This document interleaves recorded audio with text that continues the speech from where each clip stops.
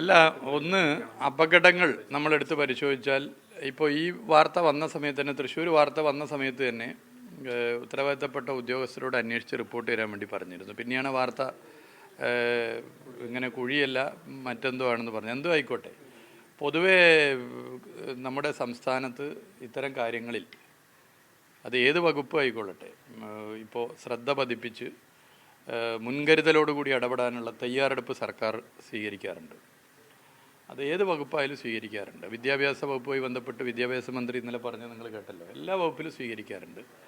പൊതുമരാമത്ത് വകുപ്പിലും ഇത്തരം സമീപനം സ്വീകരിക്കാറുണ്ട്. വളരെ നേരത്തെ തന്നെ മുൻകരുതലെടുക്കാനും ഇടപെടാനും പറയാറുണ്ട്. അതിൻ്റെ ഭാഗമായി എന്തെങ്കിലും പരാതികൾ വന്നാൽ തെറ്റ് ചെയ്ത അല്ലെങ്കിൽ ഉത്തരവാദിത്തം നിർവഹിക്കാത്ത ഉദ്യോഗസ്ഥർക്കെതിരെ കർക്കശ നടപടി സ്വീകരിക്കാറുമുണ്ട്. ഇപ്പോൾ മരണങ്ങൾ അത് എങ്ങനെയായിക്കൊള്ളട്ടെ, പ്രത്യേകിച്ച് അപകട മരണങ്ങൾ, അത് നമ്മുടെ ഒരു വീട്ടിലൊരാൾക്ക് വന്നാൽ അതിൻ്റെ പ്രയാസം നമുക്കറിയാം. അത് ആരങ്ങനെ മരണപ്പെട്ടാലും നമ്മളെല്ലാവരും ദുഃഖിക്കുന്നവരാണ്, വലിയ മാനസിക പ്രയാസം ഉണ്ടാക്കുന്നവരുണ്ട്. ഒരു നാടിൻ്റെ പ്രതീക്ഷയായിരിക്കും, ഒരു വീടിൻ്റെ പ്രതീക്ഷയായിരിക്കും. അപ്പം അങ്ങനെയുള്ളവർ പെട്ടെന്ന് ഏത് തരത്തിലുള്ള അപകടം ആയിക്കൊള്ളട്ടെ മരണപ്പെടുമ്പോൾ നമുക്കൊക്കെ വലിയ പ്രയാസമാണ് ഉണ്ടാകുന്നത്. അപ്പോൾ ഞാനൊന്ന് പൂർത്തീകരിക്കട്ടെ. പ്രയാസമാണ് പൊതുവേ ഉണ്ടാകാറ്. അപ്പോൾ അത്തരം അപകടങ്ങൾ ഉണ്ടാവാതിരിക്കാൻ ശ്രദ്ധിക്കുക എന്നുള്ളതാണ് ഏറ്റവും വലിയ പ്രധാനപ്പെട്ട കാര്യം.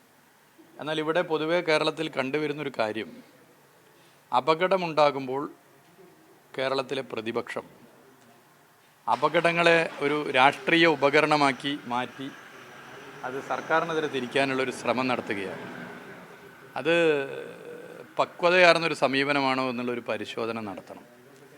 നിങ്ങൾ ഓർക്കുന്നുണ്ടാവും, പണ്ട് സുനാമി ദുരന്തം ഉണ്ടായി. സുനാമി ദുരന്തമുണ്ടാകുന്ന ഘട്ടം എന്ന് പറഞ്ഞാൽ അതിശക്തമായ പ്രക്ഷോഭം ഞങ്ങളെന്ന് പറഞ്ഞാൽ അന്ന് DYFI, അതിശക്തമായ പ്രക്ഷോഭം DYFI അന്ന് സംസ്ഥാനത്തെ സർക്കാരിനെ മന്ത്രിമാർക്കെതിരെ നടത്തിക്കൊണ്ടിരിക്കുന്ന സമയമാണ്. അതിൻ്റെ വിഷയമൊന്നും ഞാനിപ്പോൾ പറയുന്നില്ല, നിങ്ങൾക്കറിയാം.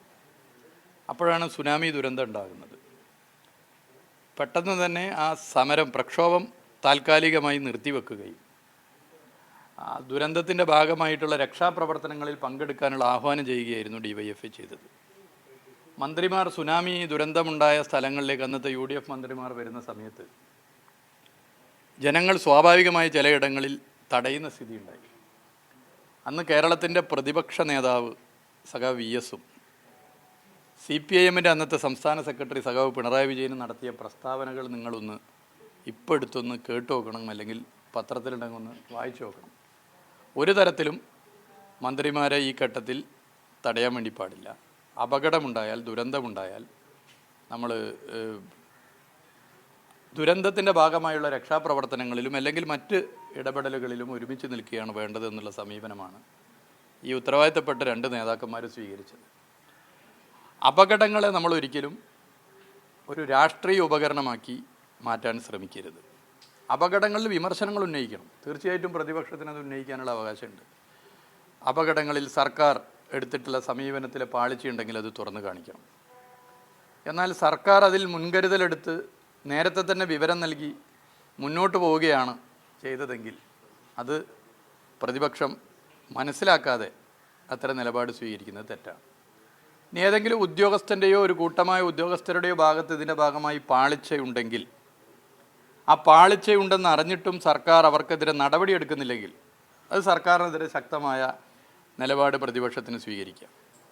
എന്നാൽ ഏതെങ്കിലും ഉദ്യോഗസ്ഥൻ്റെയോ അല്ലെങ്കിൽ ഉദ്യോഗസ്ഥരുടെയോ പാളിച്ച ഇത്തരം വിഷയങ്ങളിൽ ഉണ്ട് എന്ന് കണ്ടെത്തിയ ഉടനെ തന്നെ സർക്കാർ കർക്കശ നടപടി സ്വീകരിക്കുമ്പോൾ, എന്നിട്ടും സർക്കാരിനെ കുറ്റപ്പെടുത്തുന്ന രീതി അപകടങ്ങളെ രാഷ്ട്രീയ ഉപകരണമാക്കി മാറ്റുക എന്നുള്ള ലക്ഷ്യത്തിൻ്റെ ഭാഗമായിട്ടാണ്. അതിൽ നിന്ന് പ്രതിപക്ഷം പിന്തിരിയണം എന്ന് ഞാൻ അഭ്യർത്ഥിക്കുകയാണ്.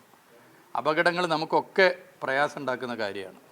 അത് എനിക്കായാലും നിങ്ങൾക്കായാലും ഭരണകക്ഷിയിൽ വിശ്വസിക്കുന്ന മനുഷ്യർക്കായാലും പ്രതിപക്ഷത്തിൽ വിശ്വസിക്കുന്ന മനുഷ്യർക്കായാലും ഇനി ഒരു മുന്നണിയിലും വിശ്വസിക്കാത്ത മനുഷ്യർക്കായാലും അപകടം ഉണ്ടായി ആളുകൾക്ക് പരിക്ക് പറ്റുക, മരണപ്പെടുക എന്നൊക്കെ പറഞ്ഞാൽ അത് വിഷമമുണ്ടാക്കുന്ന കാര്യമാണ്. അപ്പം അങ്ങനെയുള്ള വിഷയങ്ങൾ ഉണ്ടാകുമ്പോൾ നമ്മളെല്ലാവരും അത് എടുക്കേണ്ട ഒരു സമീപനമുണ്ട്.